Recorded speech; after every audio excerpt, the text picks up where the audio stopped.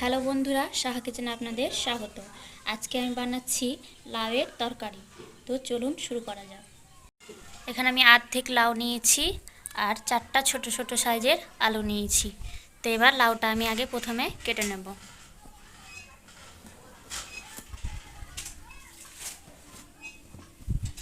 চোকাগুলো প্রথমে ছিলে নেব।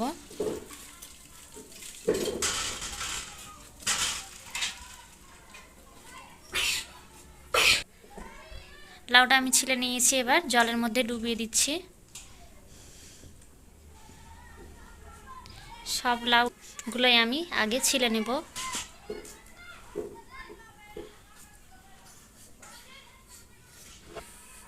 সব লাউগুলো আমার ছেলা হয়ে গেছে। এবার একটু কচলে এভাবে ধুয়ে নেব। ধুয়ে ধুয়ে উঠিয়ে নিচ্ছি।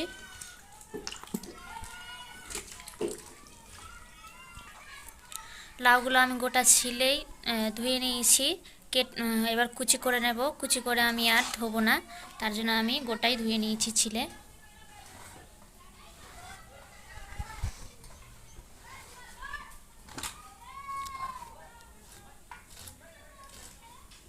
এইভাবে কুচি করে আমি কেটে নেব।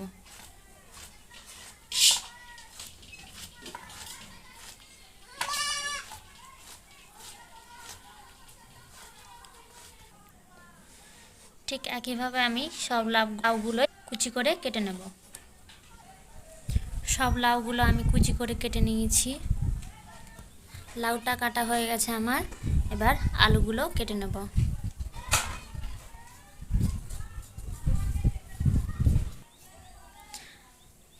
আলুটা আমার ছেলা হয়ে গেছে। এবার এভাবে ডুমকো ডুমকো করে কেটে নেব।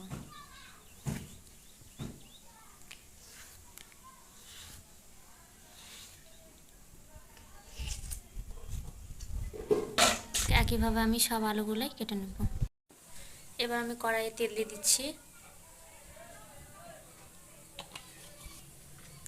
পেঁয়াজ কুচি, 3টা তেজপাতা আর এলাচ, আমি 2টো এলাচ ভেঙে নিয়েছি, দিয়ে দিলাম। পেঁয়াজটা আমি হালকা লাল করে ভেজে নেব।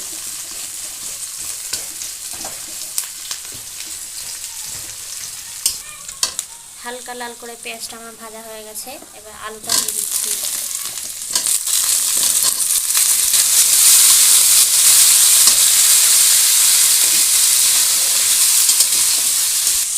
আলুগুলো আমি ভালো করে ভেজে নেব।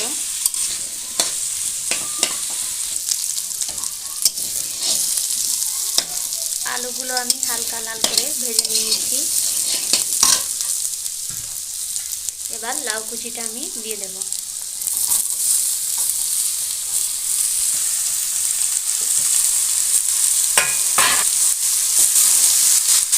এবার আমি ভালো করে নেড়ে নেব।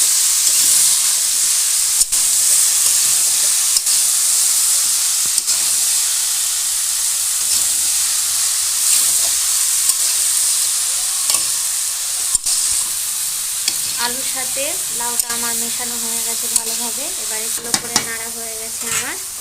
এবার একবার ঢেকে দেব।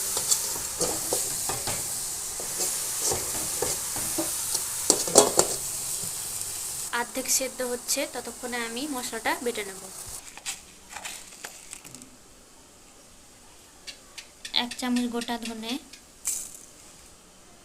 1 চামচ জিরা, 4টা লঙ্কা, ঝালটা আপনারা আপনাদের মতো করে দিয়ে দেবেন। দিচ্ছি গোটা রসুন আর দিচ্ছি আদাটা আমি ছিলে কেটে ধুয়ে নিয়েছি। এবার মশলাটা আমি বেটে নেব। মশলাটা আমার বাটা হয়ে গেছে।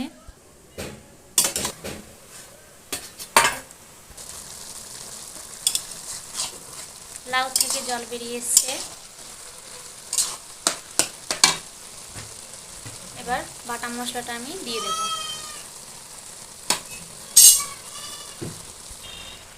আর দিয়ে দিচ্ছি মশলার বাটি ধোয়া হালকা জল, কারণ আমি বেশি জল দেব না। লাউ থেকে অনেক জল বেরিয়ে গেছে, জলটা শুকাতে আবার অনেক টাইম লেগে যাবে।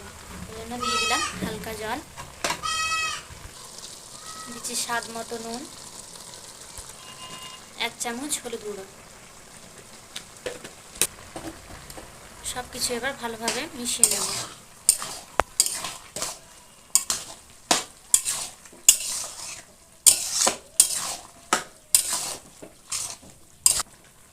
আমি আরও একবার ঢাকনা দিয়ে ঢেকে দেব। আলুটা আমার অর্ধেক সেদ্ধ হয়েছে, ভালোভাবে সেদ্ধ হয়নি, তার জন্য আমি আর একবার ঢেকে দেব।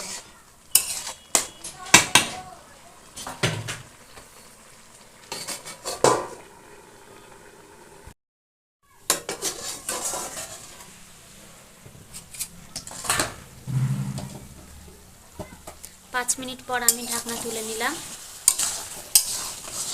লাউয়ের মধ্যে অনেক জল আছে, জলটা আমি এবার আর ঢাকনা দিয়ে ঢাকবো না।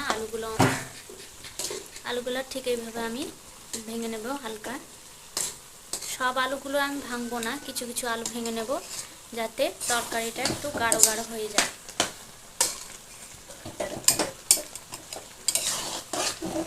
এরকম মধ্যম রেখেই আমি আরও 2 থেকে 3 মিনিটের মতো ভালোভাবে নাড়াচাড়া করে একটু মশলাটা আরও কষিয়ে নেব।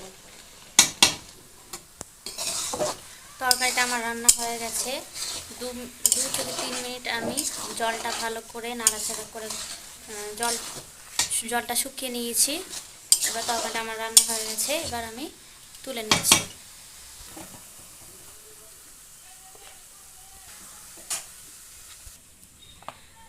লাউয়ের তরকারিটা আমি খুব সহজেই রান্না করে ফেললাম। তো আপনাদের এই লাউয়ের তরকারির রেসিপিটি কেমন লাগলো অবশ্যই লাইক, শেয়ার, কমেন্টে জানাবেন আর একটা সাবস্ক্রাইব করে দিবেন।